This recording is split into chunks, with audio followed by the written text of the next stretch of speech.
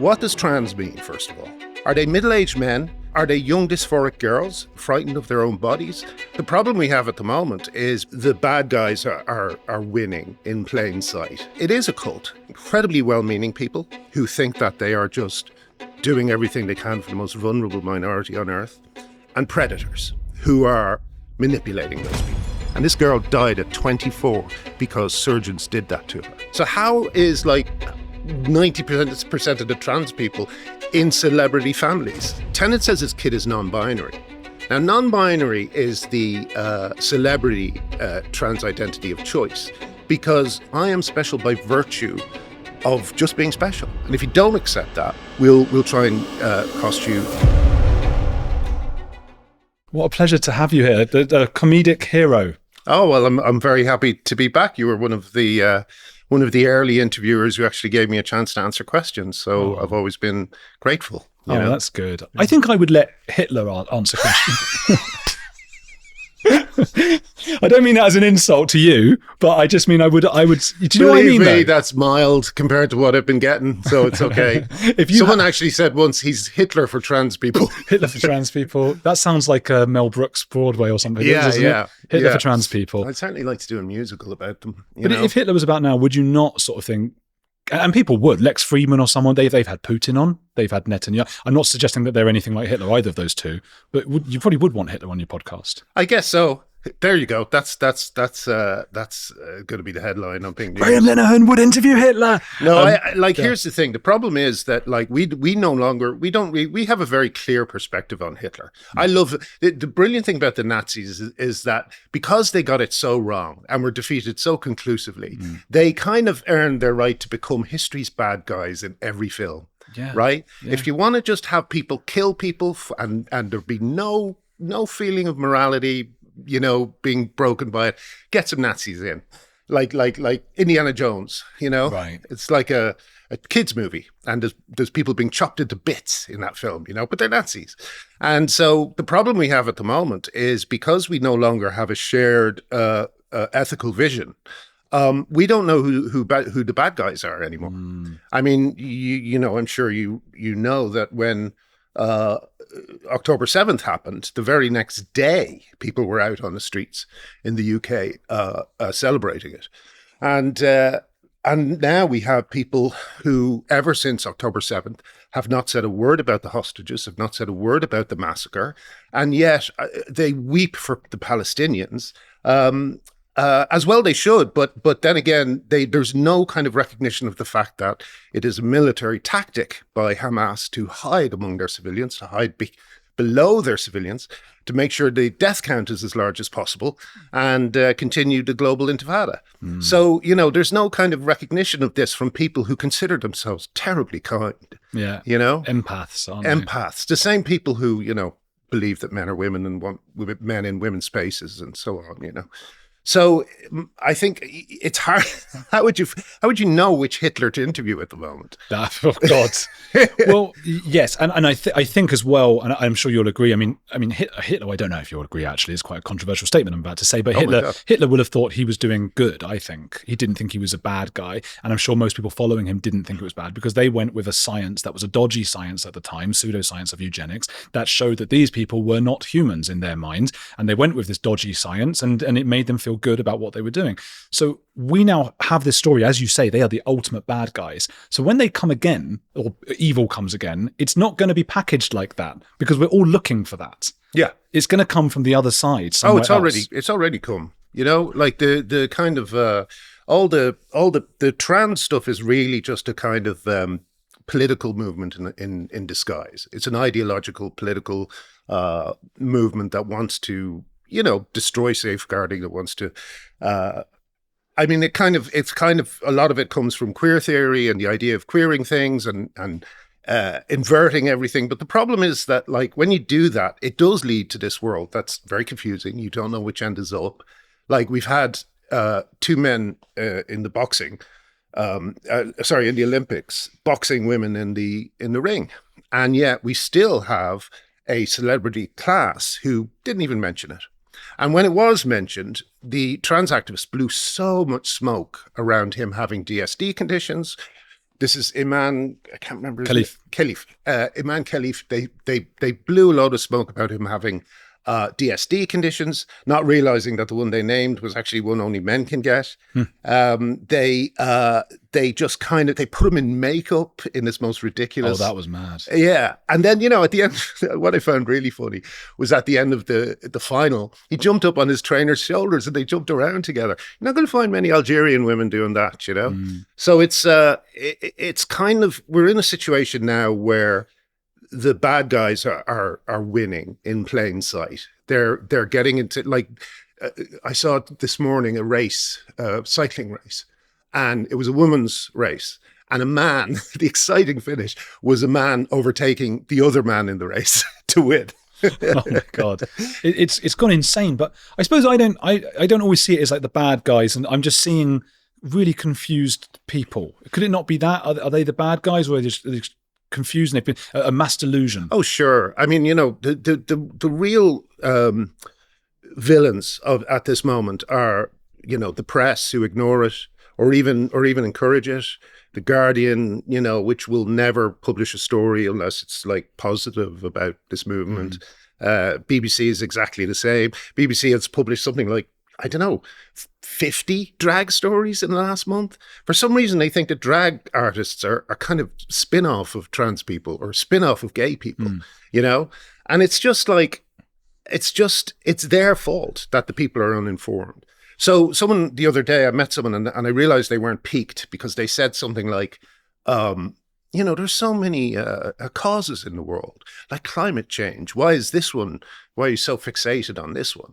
And I'm like, well, how can we discuss how to solve climate change if we are sharing society with a group of people who don't think men and women exist, who don't think that they are sex categories that have meaning, who don't know that men are stronger than women on average and will win competitions against women, who don't know that predators will rape women if they are put into spaces with them, such as shelters, rape crisis centers, and prisons. People like someone we both know, John Ronson, are deliberately ignoring these issues so they can pretend to be on the right side of the fence on it, and they don't believe what they're saying. They don't believe. The reason they know that is because you will never see John Ronson publicly defend his positions. Yet I do it every week, So it's an extraordinary situation where we have a press that's lying to us, a government as well that is just pretending it's not happening, who on the one hand ban puberty blockers, but then on the other hand start talking about our trans siblings and all this sort of stuff. It's like, let's have a bit of consistency. What does trans mean, first of all? Let's sort that out. Can we sort out what what trans people actually are? Are they middle-aged men who've been stealing their daughter's panties for their whole marriage and are now coming out of the closet, which form a huge contingent of this movement? Are they young dysphoric girls who have seen pornography since they were children and are frightened of sex and frightened of their own bodies, frightened of growing up a woman? These are very different types of people. One I have very little respect for. The other I have enormous sympathy for. But the word trans, used by people like John, other people in this fight, it's kind of used so they don't have to pay attention to these issues. It's kind of used so they can put everyone under the same umbrella and forget about them. I suppose just because he's not here, I think John Ronson would argue, which is an interesting thing to suggest as well, that that he may even agree. I don't know. He may agree with us on this, but he thinks the best route is to go about it in a way that doesn't cause further division. Well, I don't know. I mean, I don't really think. I know he said about the last interview that. Well, no. Anyway, I don't really think. Could you rephrase that, because it's a hard one to. Let me just think about that, because it's so. Well, okay. An example would be, and I'm devil's advocate. Yeah. If you've got a Scientologist and you're worried that he's giving all his money to Scientology, causing loads of harm, bankrupting people, it's a terrible cult, and you want him to stop being a Scientologist. Mm-hmm. Well, if you say to him, "Come on, you're ridiculous. This is stupid. Come on, guys, everyone, look how stupid they're." That's might not convince them. Whereas if you say, "Hey, I understand your point, and let's try and help you in some ways, but I think we need to help you leave," you might have a better chance. Well, I don't know. I mean, here's the problem. We have a whole media class, journalists, documentary makers, TV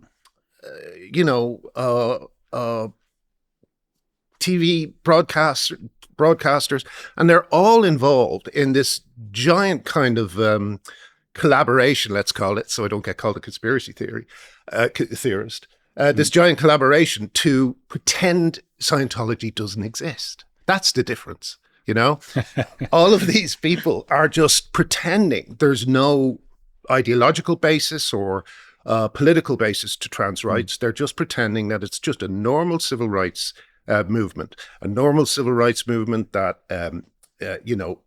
harasses women, gets them fired from their jobs, sues them in the courts, reports them to the police.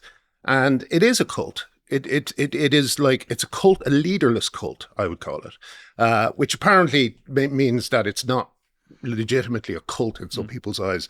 Definition of a cult is that it has to have a leader. But I think we need a new word for this, because this is something that seems, it seems that it's possible for something like this to grow up in the age of the internet. Sort of like a cake in an oven, everything rising at the same time. And it's because of the coordination of various groups of people, but I'll just name two. Incredibly well-meaning people who think that they are just doing everything they can for the most vulnerable minority on earth, and predators who are manipulating those people.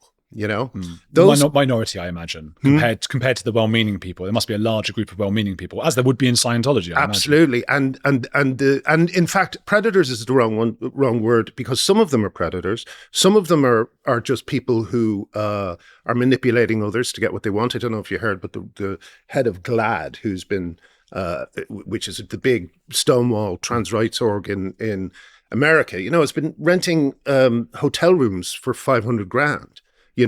So she's literally grifting off the money of these ruined bodies, these poor kids. For how much? $500,000. The prison, this hotel room she was. For how long? I don't know. I don't think it was a night, but she spent $500,000 on a hotel stay. So it's you might want to look that up just in case you want to flash it up somewhere or something. Wonder how much Alan Partridge spent on his, because he was in a hotel for that's right, a whole series, wasn't he? Yeah.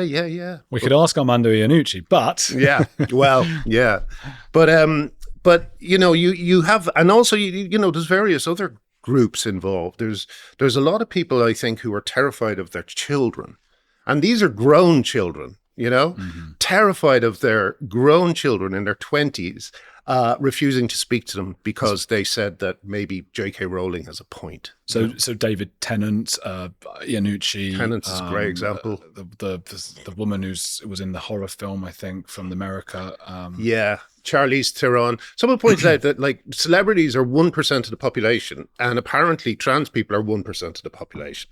So how is 90% of the trans people in celebrity families? Yeah. We'll have to check that exact stat. But we see the ones where it happens. But how was it that 90% of adopted children from Africa 15 years ago were in celebrity families as well? Angelina Jolie, Madonna, and all of that. It just seems to be another fashion. Yeah, it's like a handbag, But I imagine they're not sitting there going, "Look at me with my handbag adopted kid." They're sitting there going, "God, I'm a great person," as they are with the trans thing. So I think it's the ideology settles in, and then they go, I'm a famous celebrity. I already have everything, but I also need to be seen as morally more virtuous than everyone else, which is just so greedy. And now I'm going to do all this other mad trans and adopting kids from Africa. Yeah.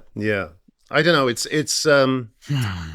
I sometimes I look at it, the parents of so-called trans kids. I look at it as them trying to start a new aristocracy. Where there's a phrase, Nepo-Babies. Do you know that phrase? Nepotism. Nepo-Babies. And I remember being shocked that the Strokes, who I loved, had parents who were in modeling and stuff like that, and really annoyed me. I thought, so they got all that rehearsal space free and stuff like that. You start to see it everywhere, though. You do, and it took it away from it a little bit. But my hero was Louis Theroux growing up, and I didn't realise. Paul Theroux, yeah, but I didn't hold out against him. Nepo-Baby is No, yeah. Sorry, go on. But Nepo-Babies is a kind of one of these memes that is spread around. I think if you have talent, you have talent. And there's so many incredible families who've produced incredible artists. The Fondas, for example, and loads more, you know. No one could say, for instance, that Jane Fonda didn't deserve the career she had, you know. But but with the Strokes, I was annoyed for a sec, but then I put on This Is It again. And for me, it's a masterpiece. It's an absolutely wonderful album. Everything I loved rock music for, why I listened to rock music. So, you know, you look back and you think, well, he can sing, he can write songs, they all can play. That's enough for me. But now we have these kids who want to be kind of decreed as special and are somewhat famous, sometimes as famous as their parents, like Jamie Lee Curtis's. That's who I meant, who was in the horror film. Yeah, right. That's her. Jamie Lee Curtis's kid, who's not trans, who's just like one of the many young men who just watch too much porn, you know? Okay.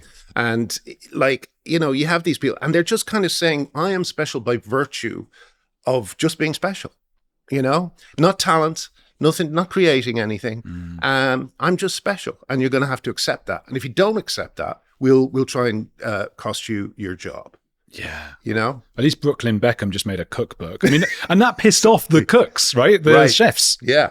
And his photography as well. He did a photography book before that. Pissed off the photographers. Yeah. Was any of it any good? Any of the recipes any good? I didn't. I didn't try them. That's the proof, I guess. How bad can it be, though?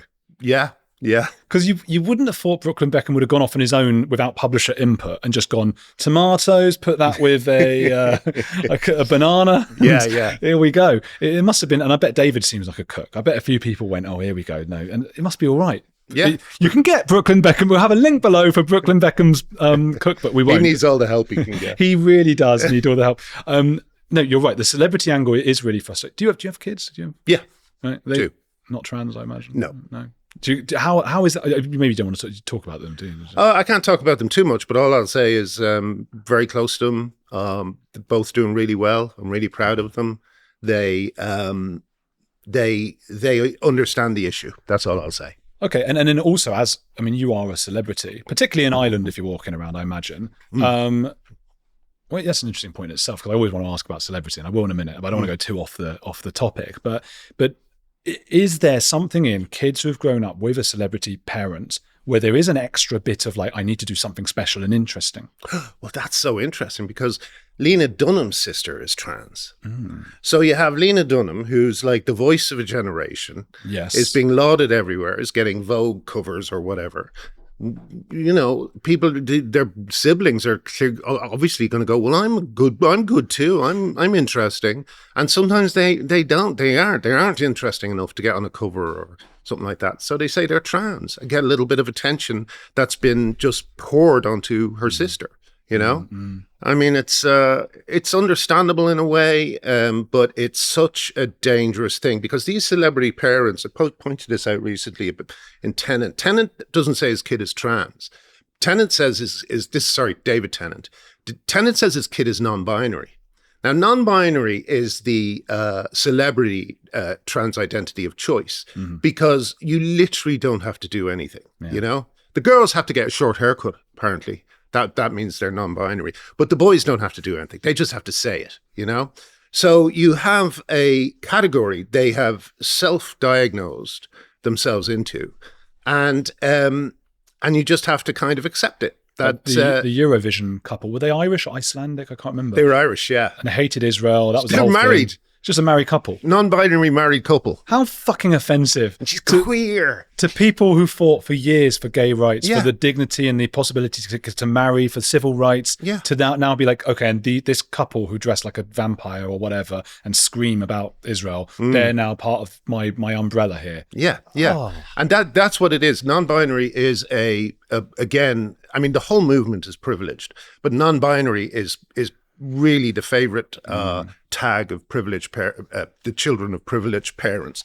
And what it means with Tennant is that Tennant will never bring his child down to his credit, down to a surgery and get his penis chopped off.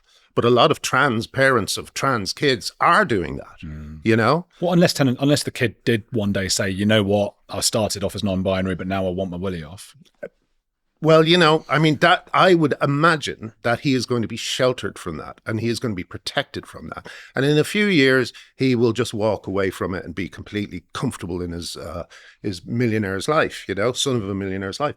But there's kids who are going into surgeries right now. They're getting double mastectomies. They're taking hormones that are going to cut their life expectancy down severely.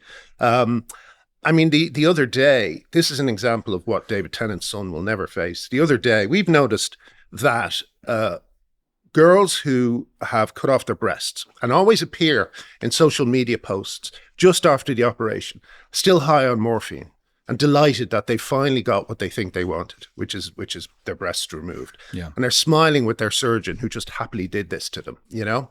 And we've noticed in a lot of photographs, there are self-harming scars on all the girls' arms.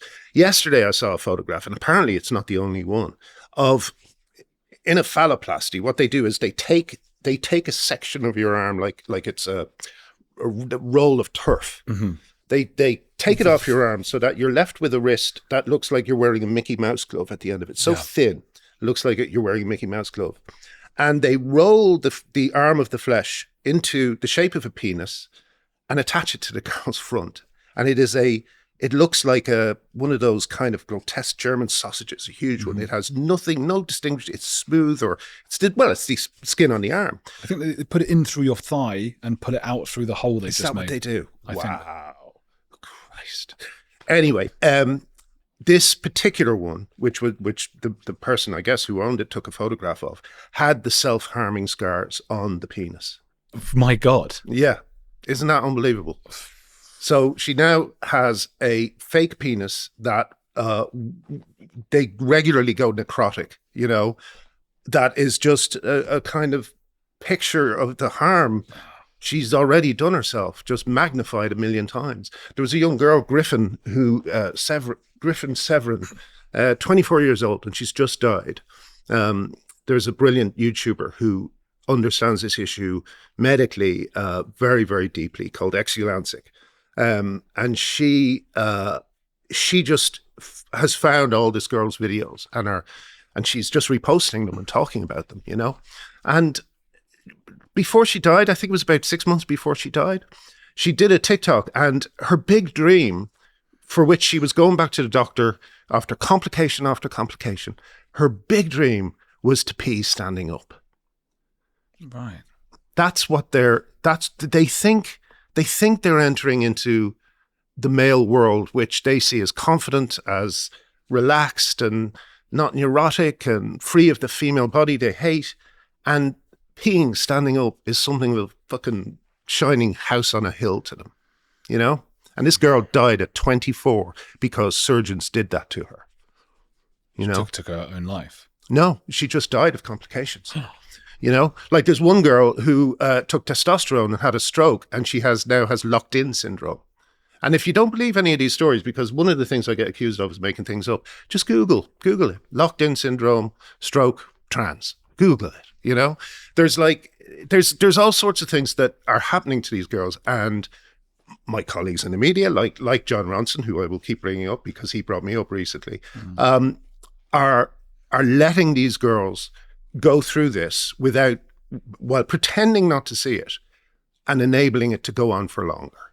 Now, I got into trouble because I refused to do that. You know, this unlike climate change, which is possibly going to be a massive problem in the future, is already a problem around the world for different people. But this is a problem right now. It's happening to kids. And in a few years, these kids are going to look back and they're going to wonder why the whole of society lied to them. Why everybody told them, oh no, you will turn into a real boy. You'll be able to stand up and... Was it really, I mean, you mentioned John. As you know, I can't talk too much about John particularly, but I don't know Adam Buxton. He was who John was talking with. And Adam, to me, I used to love his podcast. For non-Brits, this is a comedian in the UK he made some sketches and things and has a great podcast, or good podcast. He was one of the the early adopters of podcasting, I think. And when it comes from sort of this, it's not the far left. He doesn't seem like some sort of left-wing radical lunatic or something. No. He's like, he takes up the position as like Mr. Sensible here. He's a sensible man. Is that harder for you to take? Well, the hardest thing to take is that he was a close personal friend, and we spent year after, he lived in Norwich when I lived in Norwich, and we spent year after year visiting his house and hanging out. And then, what I always find amazing is people who don't have the curiosity to investigate the issue themselves or the grace to call me and talk to me about it, So these are people who, and again, the reason they don't do any of this is because they don't want to know, because they know it will get them in trouble, But the least you could do if you're in that position is not throw other people under the bus who are braver than you, So whenever people come out, I add them to a little list and I say, okay, I can talk about you now. I can tell people everything I think about you, I know that feeling. Yeah. You wait for somebody to write about you. It's like, aha. Okay. We'll get all the cobwebs out now, all the truths. But, what's worse is with people like Bill Bailey, who he's another one. He's seen as sort of middle ground, sensible intelligentsia. Guy. But then, like he threw me under the bus in an interview, and I rang him and I said, "Why are you doing that? What do you disagree with?" And I can't remember how the conversation went. I was too angry to call him, so I shouldn't have called him at that point. But I remember I was saying, but, young girls are being mutilated in gender clinics. Women are losing sports, women are losing their jobs for objecting to all this. Do you not agree that this is all bad? And he goes, but why did you get into it, Graham? Why did you get into it? And I'm like, what? What are you talking about? There really is an idea among these men that women are just, I don't know, it's like they're like some kind of people who live in an extra dimension and they don't really have to worry about them. Well, I think, and this is their wives and children. I think the thing is we can never, from history, we can never underestimate how strong the pull of fitting in with any kind of mass delusion. We've seen, we've never had, I think, a mainstream of society that hasn't at least held one incredibly silly, ridiculous, or insane belief. Or it could have been slavery. It could have been the races are different, and we should kill them all, and all that. It could have even been like the casting couch was acceptable in Hollywood. That was one belief that people held, and that was just like, that's fine.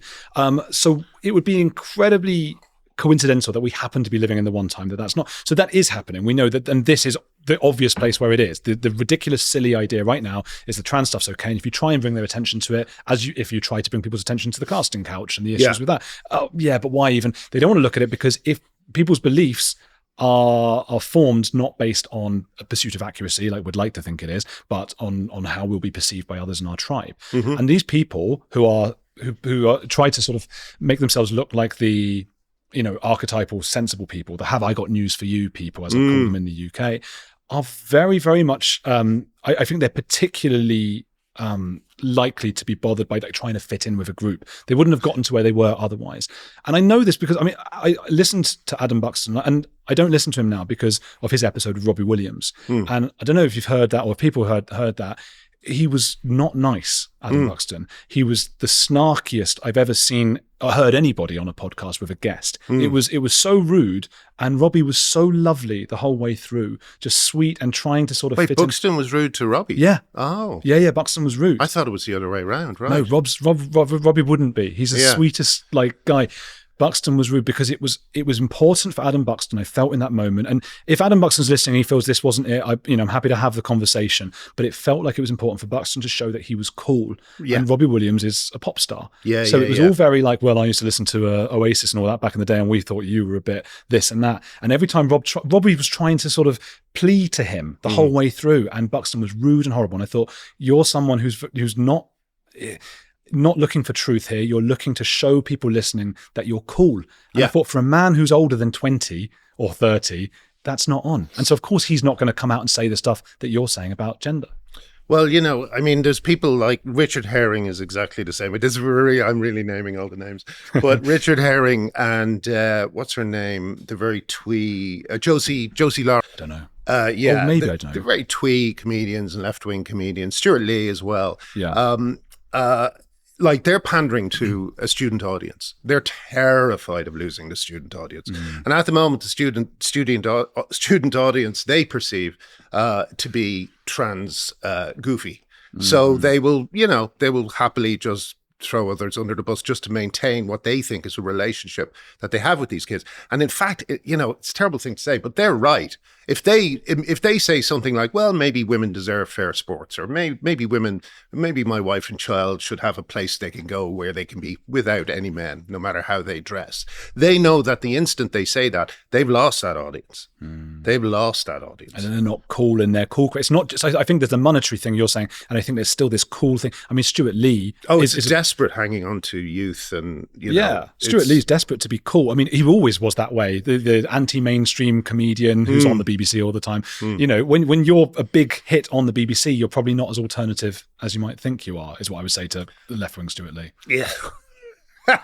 Yeah. It's, I mean, they're all, I call them regime comedians, like there's a regime in power. If you cross them, they'll do to you what they did to me, right? They will harass you and your family, try and get you fired from jobs and so on and so forth. And again, they're right to be scared. They're right to be scared of these people. But rather than do the decent thing, like stand up for a friend, say, I know Graham and he's not a bigot. What are you talking about? Or women deserve fair sports. What's wrong with saying that? Instead of doing that, they pretend they can't see what's going on.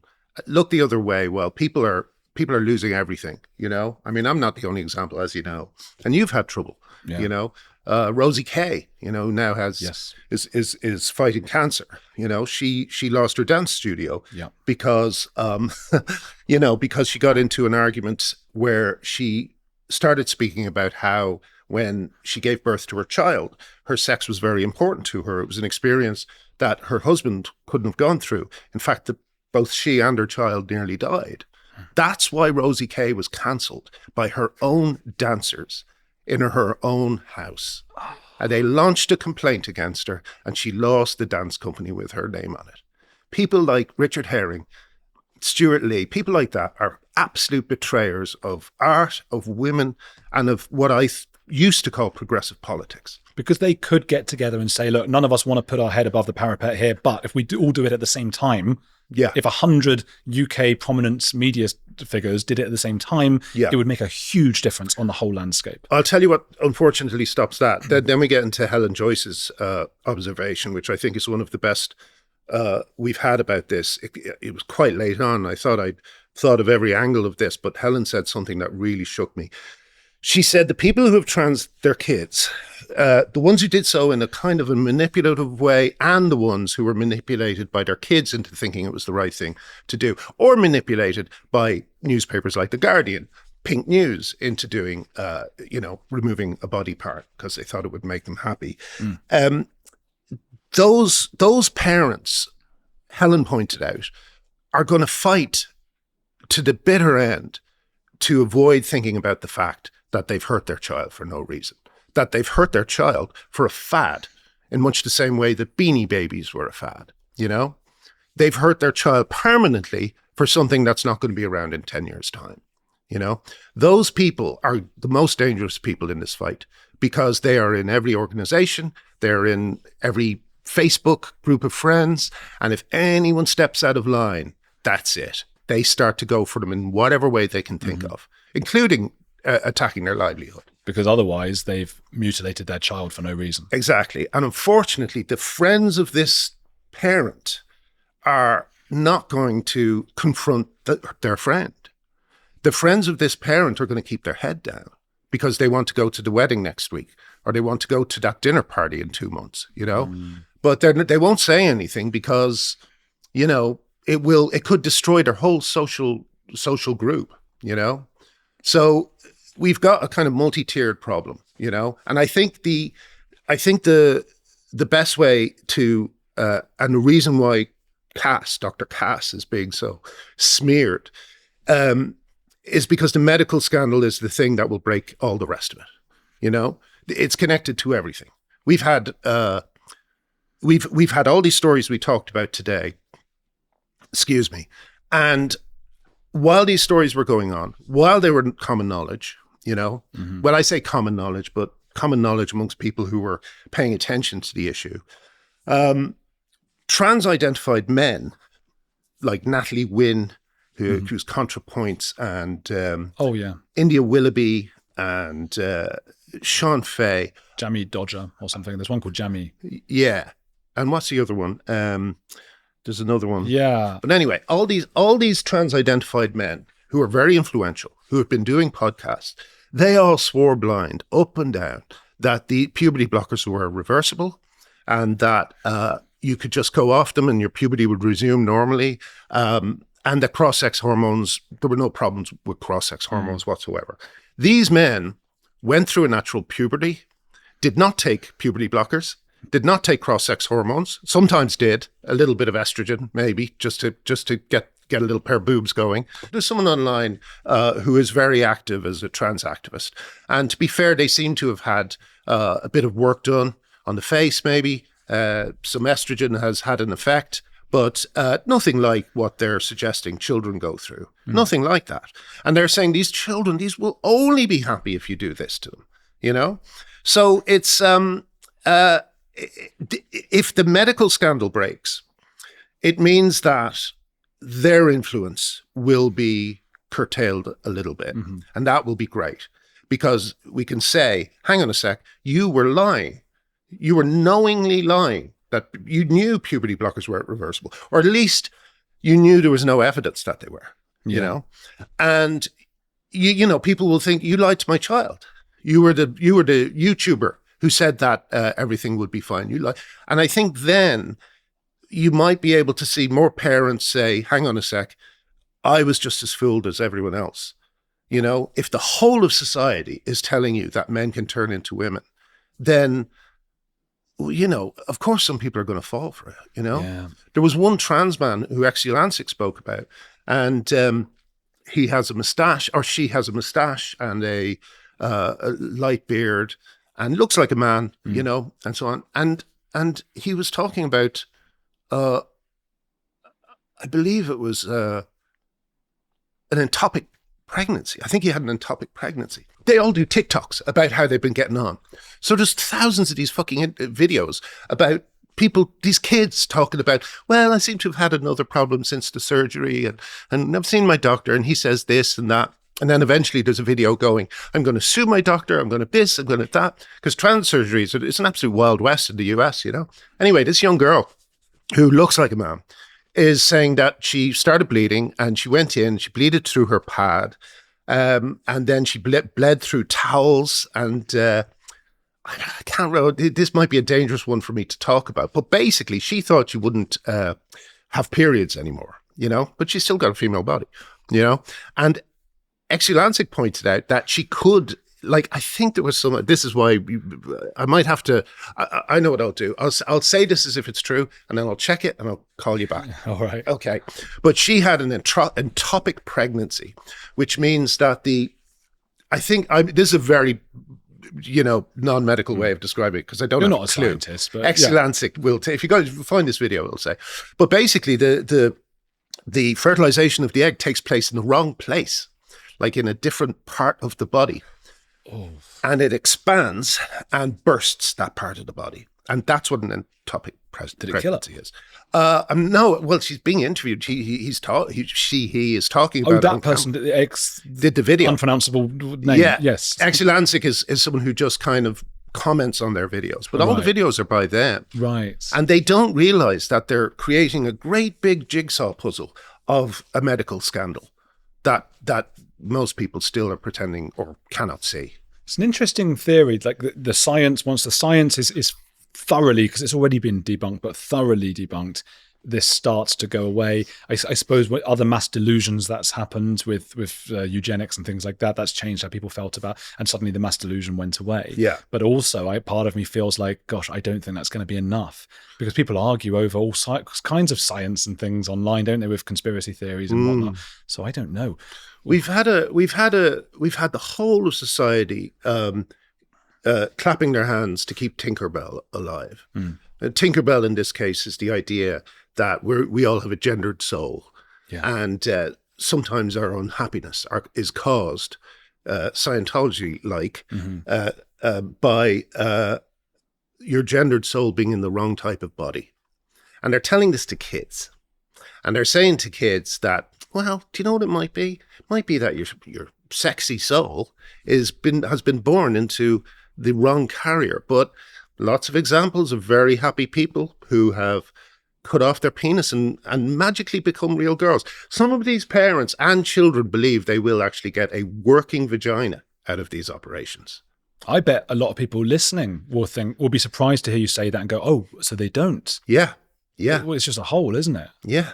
It's a wound. It can have, sometimes it has some sexual function still. I believe so. I cannot imagine though why. I saw I heard about one guy who had the vaginoplasty, and he was surprised that he wasn't feeling sexual sensation. And I was like, how does that work? Like, you've completely distorted and destroyed your sexual equipment so that it has a cosmetic appearance that is different from the old one. Why did you think it would translate to anything but medical problems? And they have to dilate the wound or it'll close up. Because it's a wound. Because it's a wound.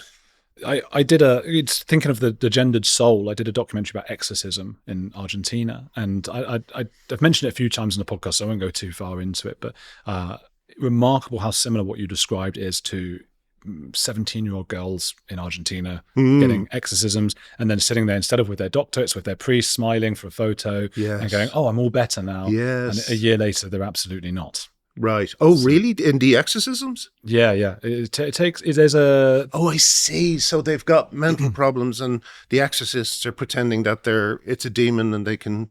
Yeah, and I think the exorcist probably believes his own bollocks, just like a lot of the doctors maybe do. Yeah. But they're also incentivized to believe it because they're getting paid. Yeah. And this exorcist was like, no money, but then he sort of exit via the gift shop after getting exorcised. So I was sort of living almost with this exorcist for about 6 weeks. Yeah. Going in and filming with him. And it was always women, about 15 to 22. It's the same demographic as the girls here who are getting gendered souls. Yes, instead of a gendered soul.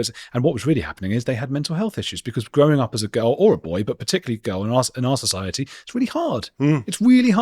Yeah. And people look at you and they start to sexualize you and it's horrible. And I imagine there's some societies where, some of these societies where exorcisms take place are not the most advanced when it comes to women's rights.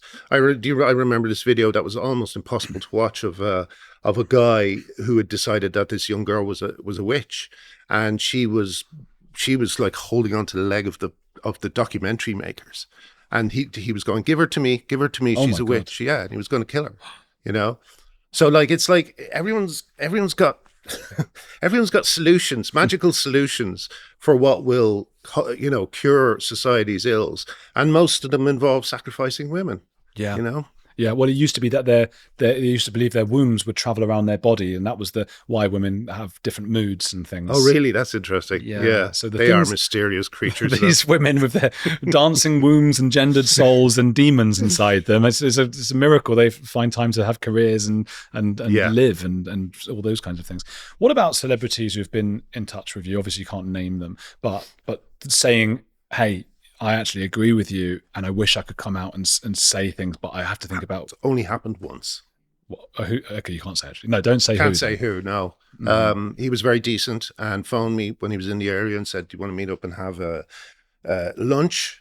For which I was incredibly late because of my life was chaotic at that moment. And I turned up and he was very nice, said he agreed with everything, told me some stories of wokeism on the kind of comedy circuit that just disgusted him. And just said that and gave me another kind of insight into why no one was standing up for me. And it was because what they do, right, is that when someone like Rufus Hound is a good boy and does what he's told, and is nasty to women and calls them bigots and so on, when they do what they're told, then they'll not go on a little tour through your timeline using search terms like the C word, right? Or the F word, okay? But then, they'll turn up hundreds, right? Because there was a time a few years ago when no one gave a damn about things like that. Or at least he was in their favor. So now these same people are pretending to give a damn about the use of the this or that word, Right. It's so interesting who they go after and who they don't. I see. And also, yeah, a lot of these people, I think, I'm thinking of Christopher Hitchens, and he said whenever... If only he was still alive. Yeah. I'm so guilty about being so angry at him about Iraq. But then again, he didn't care. Who the fuck cares that I'm angry at them? Well, his point about Iraq was that the Kurds, you couldn't... Saddam was so... Can't get sidetracked by that. But Yeah, I think he was ultimately wrong, but that Saddam was so power hungry and mad and so ruthless, and he was killing hundreds of thousands of Kurds, and just the bodies were piling up, and no one was doing anything. That's not the reason we invaded. No, sure, but that was. I just got angry because I just thought they were the most loopy cabinet of America First wankers, and I just thought, why are we joining with these guys? Maybe do it under a different leadership, but not really that. But anyway, we have got sidetracked. Oh yeah, well he was his point about he said something like whenever he had some raving lunatic priest or some famous person having a go at him about religion, he would set his watch and just wait, and inevitably something would come out about that person. Done something to children or something else or whatever. So many of these people who are so vehemently pro-trans, you end up seeing they're just violent misogynists. Yeah, and also again, predators. A lot of predators are using. That's why people. The way that trans activists twist this is that if we see a poster for a school gay disco, school LGBT disco, right, aged 12 to 16, okay? If we see a poster for that, we don't look at it and go, yeah, it's so sweet, We think, which adults are getting to know which kid is and isn't gay? Have they been vetted properly? Oh. Do you know what I mean? Are the 12-year-olds at the same development level as the 16-year-olds? No, they don't answer any of these questions because they don't think they have to, because they've created this sacred class of LGBT people. There are some just as with gay priests, 12-year-olds. That's why you don't create sacred classes, because if a sacred class exists, predators will try and get into it. I always say at least Catholic priests had to learn Latin, Yeah, that was a barrier. To getting in. Quite a tough barrier, But now, if you call yourself, queer. Or I'm trying to think of a suitably misogynist name, Roxy Tickle. Yeah, Roxy Tickle and stuff. You're allowed away with it, Roxy Tickle was an adult entertainer as well. That's where he got his name. Well, is that actually true? Because I've been saying it's a porn star name, but I didn't know it actually was one. I think it is. And also, he is the local moderator of his the moderator of his local lesbian group. He's like the head honcho. Right. I'm not doing this anymore. I'm ending the podcast forever. Yeah. We can't do this. Roxy Tickle, for anyone, just very quickly, that was the court case, Tickle versus Giggle. He sued Sal Grover for access to her app for women only, and he's a bloke. Yeah, there's no way around it. And what was brilliant about the case was that if you searched Roxy Tickle on Google, Sal's face came up. Wow. So there was, and it happened in a few different places. People thought that's what Roxy Tickle looks like. Sal was the face of it, and then the headline would be "Trans Woman Wins Case." So no one wants to show, the BBC don't want to say that. Woman, And why trans woman wins case? Woman gets into the thing. Yeah, woman wins case, Oh. So it's just like, I don't know. I mean, a reason I heard that people don't want to face up to this is because the sheer size of the machine that's involved in trying to trick them and fool them and mislead them and confuse them, the sheer size of it, it really came into it's come into action on Hilary Cass and Iman Khelif. Yeah. Those two, I've never seen such levels of, but tall women have an advantage in basketball. I've never seen any, such, it's like, because they knew that this is the one that might really get people angry. It's really bizarre. And a lot of people say, and I thought at first this isn't a trans issue, and then I came to realize it absolutely is, because the International Olympic Committee, they deliberately didn't want to speak with the Boxing Federation, which is almost unheard of in the Olympics, because usually the Sports Federation speaks with the Olympics. And the Olympics were like, no, we don't want you because we do it by gender identity and your passport. And that's very much because of trans. There's no reason they would have that rule otherwise. It's self-ID. Yeah. That's the greatest thing about the UK. The UK is called Terf Island because it was the first country to see self-ID coming down the road and mounted an effective opposition to it. Wow. The women, the Terfs of the UK are seen as a kind of a beacon to the rest of the world. Wow. Because feminists are two feminists in France who wrote a book were followed down the street. People shouting 2 bullets for 2 Terfs and stuff like that at them, In Germany, people are being... I was just doing a Zoom the other night with a guy who has such a rich history in music in terms of bands like Sonic Youth and Eisenstein Neubauten. I don't know how to pronounce it. But he had this incredibly rich history in all these bands, and he has been...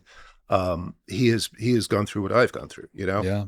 And it's just all over the world. People are just so grateful to UK feminists for what they've done because they were the first into the teeth. They were the first to go out there and deliberately put themselves at risk because they knew trans activists would attack them.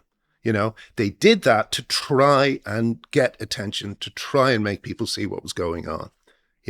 For you to speak, they did a great job. For you to speak out, and you lost so much for doing so. Are you someone who has, and it's a hard question to answer because it makes you sound like, oh, I'm such a rebel, but do you have a contrarian edge to you? Does one need that? Yes, I do.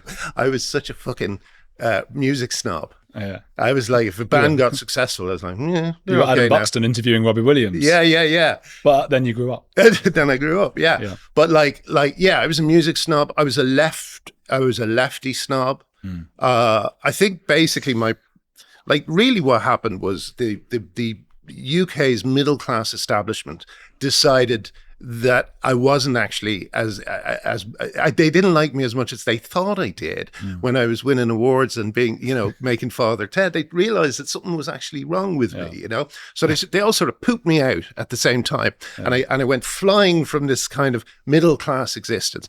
And when I when I was out floating in exile, I looked back and I realized, oh, this is a middle class thing.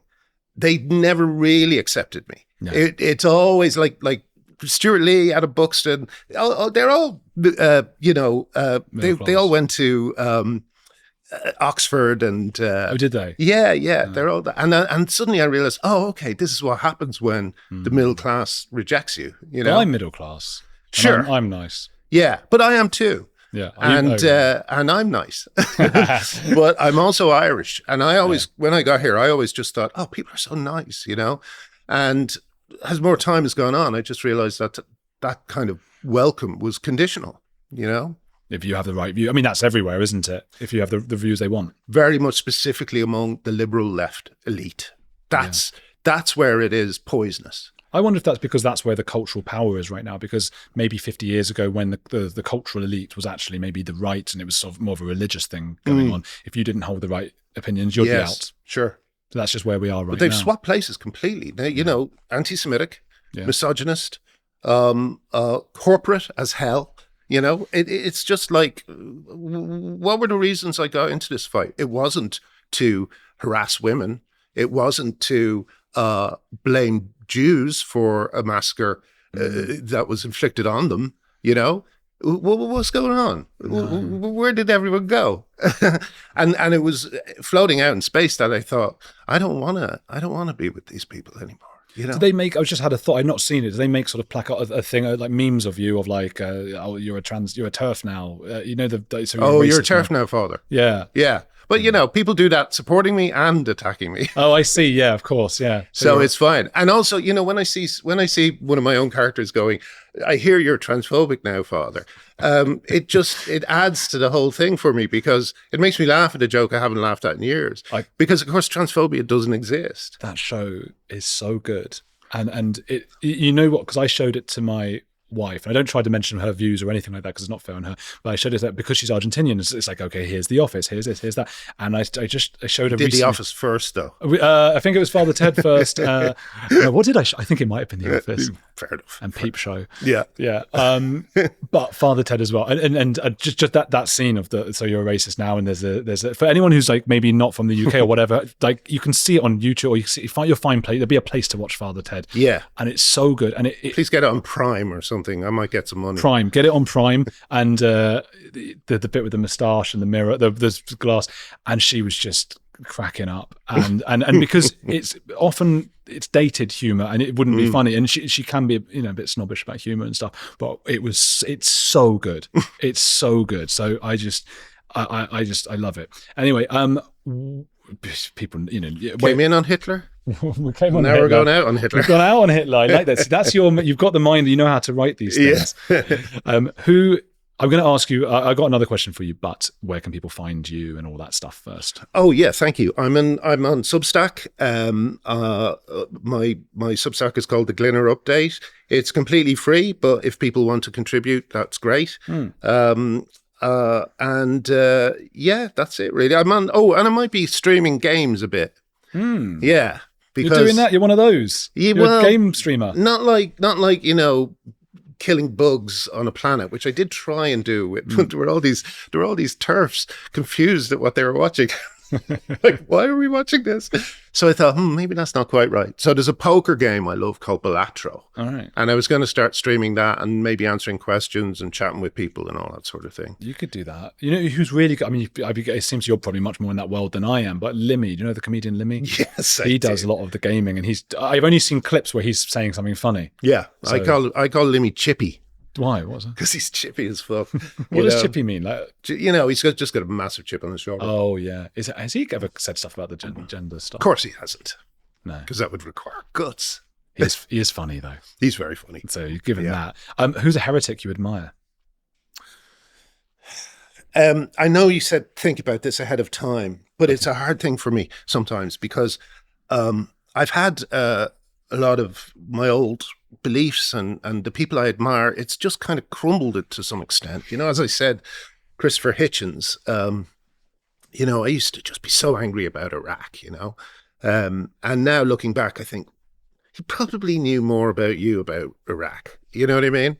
Now I know it was still a disaster, but that's the part that annoyed me. I just thought, what Donald Rumsfeld But anyway, sorry. So my thoughts are very complicated and mixed up at the moment. I don't really know who I admire and who I don't. But the heretics I admire, they're all the women who saw this early, who saw this problem early, and they're all the women who came out first when it was even more dangerous to come out, and lost lots of things. I'm not the only person who lost their wife or their husband. I'm not the only person who lost my livelihood. There's a lot of them out there, and they're not as high profile as me, So, I might get back to this. I wrote a book that made me a couple of quid. That's the other thing you can get. My book. Oh yeah, still being hidden by good booksellers everywhere. Tough crowd, yeah. But I at least got a book out of it. These people may not. These people, I know one of my regular. I won't mention his name just this once, because he will try and sue you. But one of my regular harassers who sues everybody he meets. Oh, why did I bring him up? Oh my God, what were you talking about just before that? About the first heretics, the women to come forward about this and saw it early. Yes, and that they don't have enough, they can't make a living. That's it. Sorry, excuse me. This person who I keep crossing swords with, a bloke a guy who taught autistic kids and was very, very worried about the effects of gender ideology on these autistic kids, who are also, as you know, highly overrepresented in the numbers of kids claiming they were trans. This teacher of autistic kids made fun of this bloke's eyebrows, and he doesn't teach autistic kids anymore. He lost his practice. He lost his ability to practice. Practice is the wrong word. I don't know what the word is with teach. Yeah, he lost the ability to teach. Yeah. Because he made fun of this fucking troll, So there's so many stories like that, and they They go uncelebrated. But I think the only good thing about this period is that it has created in these people a lot of heroes, you know? Yeah. A lot of people who saved their kids, you know, who couldn't save their kids. They're now trying to save other people's kids. It's just an extraordinary time in history, you know? It really is. It really is. And I think those stories are going to fill a gap, because over the last 10 years, there has been barely any culture to speak of.